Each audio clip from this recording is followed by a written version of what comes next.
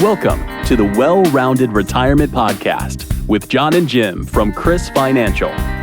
In this podcast, we help you take a well-rounded approach to retirement planning so you can retire with complete certainty. If you're looking for proven and straightforward retirement advice, ranging from how to protect your assets to how to spend with confidence, this show is for you. Hello and welcome to Well-Rounded Retirement with Jim Donewald and John Glowas from CRIS Financial. Good afternoon, Jim. How are you? I'm good, Eric. How you doing? I'm doing fantastic.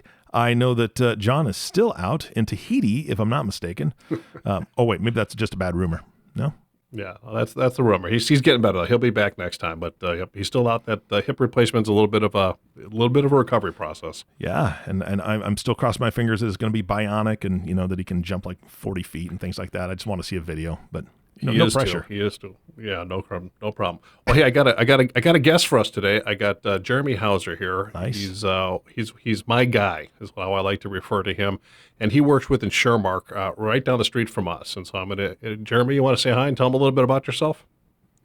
Hello, audience. Yes, so this is Jeremy Hauser. I actually partnered up with Jim and John about 2 years ago, and it's been a fantastic relationship, friendship, and also a partnership here. I've been with the firm with InsurMark for a little over 9 years now, and our organization has been around for 37 years. Not many can say that in our industry and space. So we hooked up with Jeremy and his firm a couple years ago. It's been great, and Jeremy was just Consultant of the Year last year. Is that correct?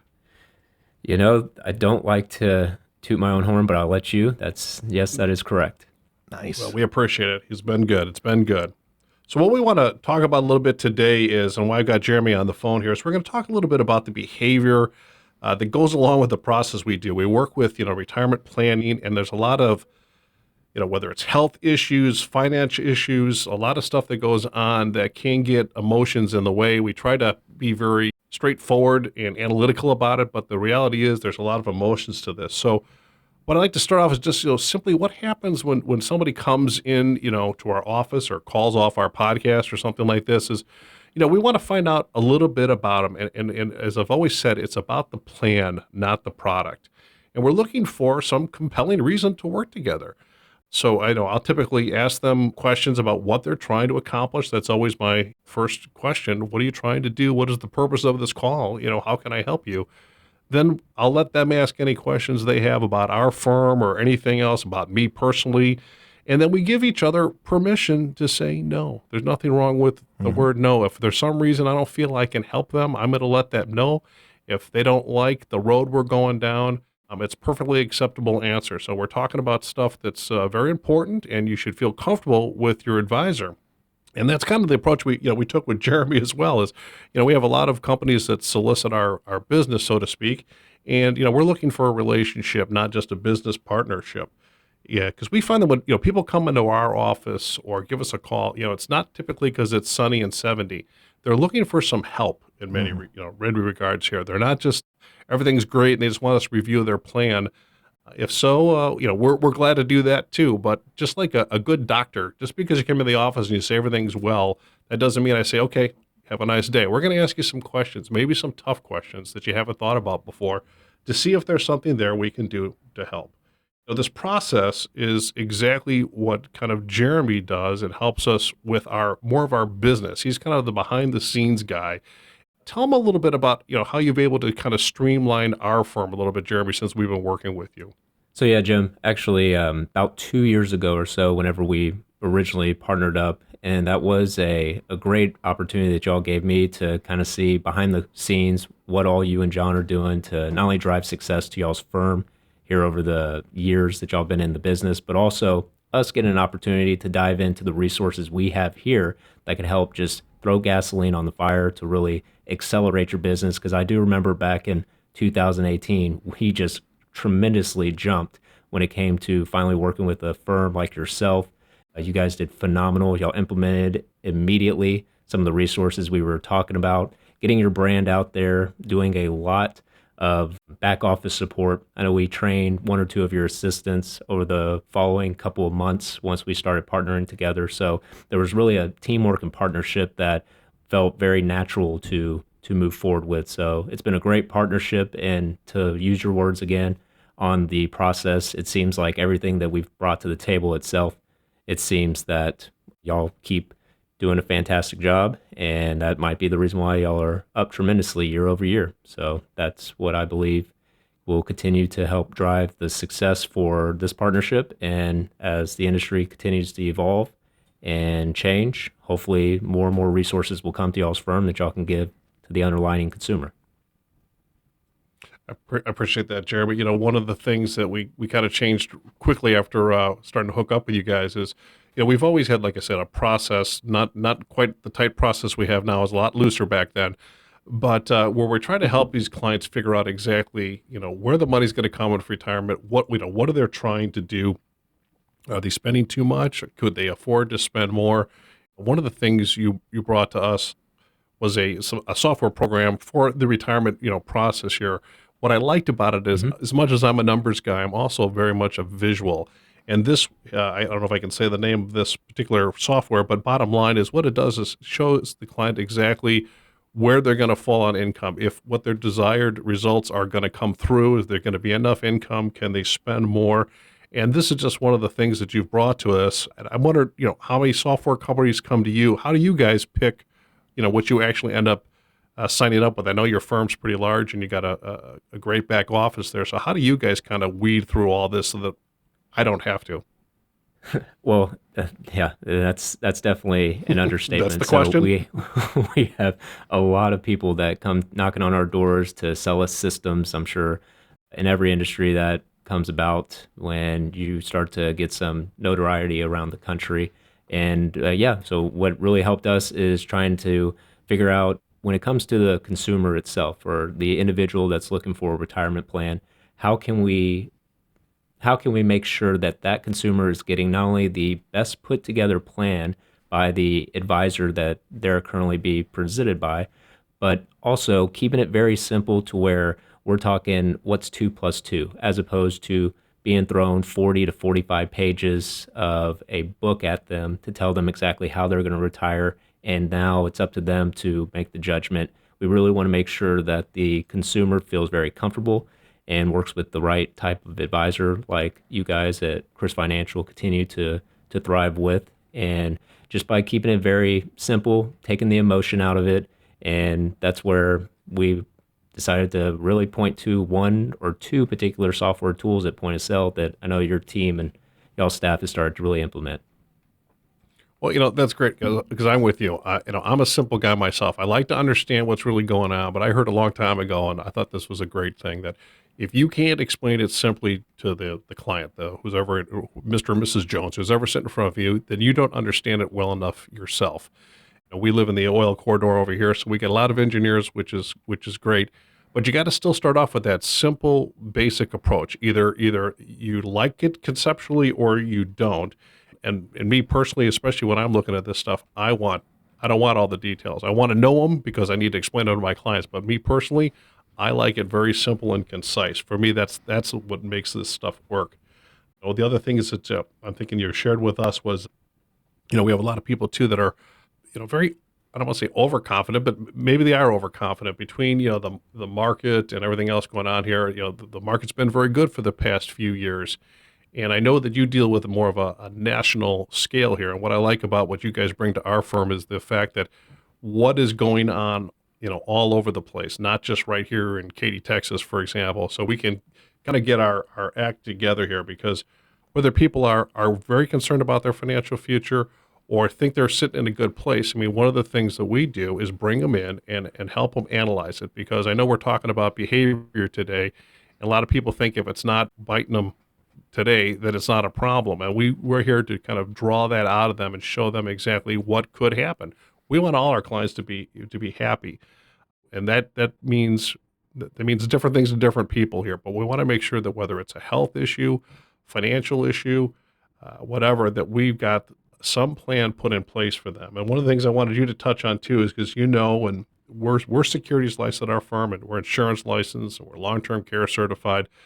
But these brokerage houses have been advertising for quite a while to the the populace here. And so what do you think their approach has been on the populace as a whole, as far as how they approach maybe insurance products versus just being, in the market, for example? So when it comes to the brokerage houses and the advisors that we've aligned ourselves with here over the last 37 years, the reason why we love working with independent shops like your own, where it might be one or two individuals there, or maybe just a handful of advisors themselves. We don't work with the large groups that maybe might be marketed on TV, or that are located in a 47-story building. Obviously, those buildings don't pay for themselves, so there's certain things that work where we're able to help an advisor implement strategies like y'all are doing. Most importantly, when it comes to separating yourself, we really have to come a little different, as opposed to being on TV and spending thousands and thousands and thousands of dollars for our advisors to put their name and brand out there. So we have to be really thoughtful of how to get CRIS Financial and other advisors we work with out there into the marketplace, so individuals, the consumers, know who is the right fit for me to take me down the path of retirement, who's going to be the trusted person that we can rely on in order to live a lifestyle for the rest of your life where you don't have to worry about where that next paycheck is coming from. There's an interesting quote about long-term goals rather than short-term returns by Dr. Daniel Kahneman. And this individual won the Nobel Prize back in 2002 of economics. And one thing that has definitely stayed strong with the advisors that we work with is if we can keep our eye on the prize, and we can also get in front of the right consumer with the right message and keeping it simple at point of sale, that's really what makes our advisors have a little competitive advantage over those that you might see on TV or out there on the radio. I think you sent me a piece that guy did up, and basically it shows the different cycles here, how we have that herd mentality where the market's going up, up, up, and people think they're missing out, and then they jump in, and then the market kind of crashes, and they can't take that anymore, so they jump out. And I know in the United States we have a horrible track record. There's what the market does, and then there's what the average guy actually makes in his account. And that's been a great piece I show people, because a lot of what I'll do, even though we set them up, I like to set up the plan that's has all these contingencies in place, so to speak. I mean, when March hit of this year, this was not, my clients did not lose their mind, because they were not planning on taking the money out they had in the market at that point. I think you sent us a handout that gentleman wrote, Daniel Kahneman. Mm-hmm. Yep. And I use that all the time, as far as it's a great illustration that kind of visualizes what people go through. Like when the market's very high, lots of people feel they're missing out, so they want to put more money in. And then when the market goes down, they can't take the pressure of it, and they sell. We try to address this before it happens. We want our clients to be stable in their decisions, not emotional. This is one thing that we all understand. I think we've all done it. I know I'm guilty of it. And so part of my job is, when the market's not doing so well, is simply walking them through the process that we've already set up. We're not worried about that or concerned about that at this moment, because we don't need to draw funds from that if we've set our plan up correctly. And so I think that's just a great way to illustrate it. And I think we're going to try and put that up on our website. Now that you mentioned it, I'll make sure that that's available. So after the podcast today, I'll get that listed up there, and if somebody's looking for that, they can see the decision-making process. The other thing you brought up was, all this marketing that's coming at all of us. It just gets more and more and more. And it's very hard when people have these biases towards a particular way of thinking. And I'm, like I said, I mentioned earlier, we're in the market, we're insurance, we're long-term care. I don't have a bias. To me, it's whatever the client needs to solve his underlying problem. That's what we're here to do with. But it does, in certain cases here, people forget that a lot of this old school thinking just doesn't work anymore. What are you finding, to keep the message simple? How are your advisors getting that out there these days, Jeremy? So that is a good question, and a lot of our advisors struggle to adapt to technology. Y'all's firm was probably the first one out of the majority of my team that went ahead and dove in, learned technology, adapted not only some email systems now to communicate more broadly across their not only current clients, but also to people that maybe you've met with in the past, and maybe for some reason that life-changing, life-altering activity hasn't happened in their life yet, where they really need to focus in and develop urgency for retirement. So you are now starting to get your message across to them via email. Y'all are diving into podcasting, which a lot of advisors across the country are really late to this type of platform. As you've seen, this is definitely a great way for a consumer who maybe doesn't get to know you and John now that you can't go down to your local country club or to the restaurants or just whatever activities that you two like to go do. This is a great outlet for you to not only communicate to these future prospects or clients of yours here in the near future, but this is a good time for them to get educated on financial topics that they quite frankly might not be getting anywhere else unless they are already working with a trusted financial advisor. But there's always a good opportunity for a second opinion, no matter who you're working with in any industry itself. Absolutely. And I got to tell you, it wasn't always comfortable for us either. So yeah, it wasn't comfortable teaching. I'm sure, there's one thing that's consistent, and that's change. And even though I know that it's still tough, but you've got to stay on it. I'm going to give kudos to John, even though he's not here today, because he's a pusher, and that was what it took to get out there in front. Like you said, we didn't know how long this would last, but it's an important message, and it's worked out very well for us. As far as we really didn't miss a step this year. It's been different, and it had some challenges, but we're working through that.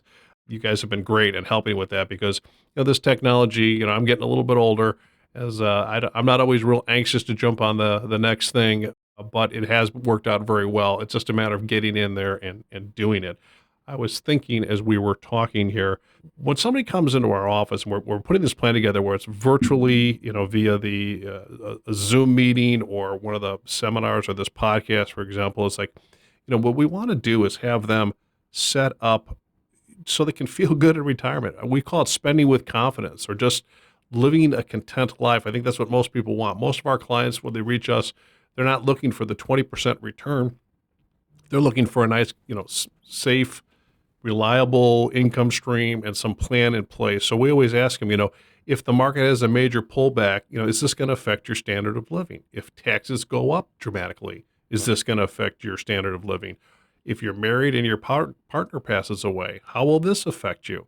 Or sickness, those are the biggies here, especially illness. Nobody wants to suffer from that. And that's an emotional decision. So we try to make sure that we bring that to the forefront long before there's any issue. And most of the days now, with everybody, in that 60 to 65 age category that we deal with, their folks have been through this, or they know somebody's been through this, so they've seen how this plays out. I wish everything was just smooth as silk, but it's not in many cases, and they're aware of that now. So they're looking for better alternatives. And the good news about the industry, and one of the things you help keep me up to, I get 400 emails a day, but I tend to read Jeremy's because he's got good stuff in there, and it's what I'm looking for. It's hard for me to stay up on top of everything.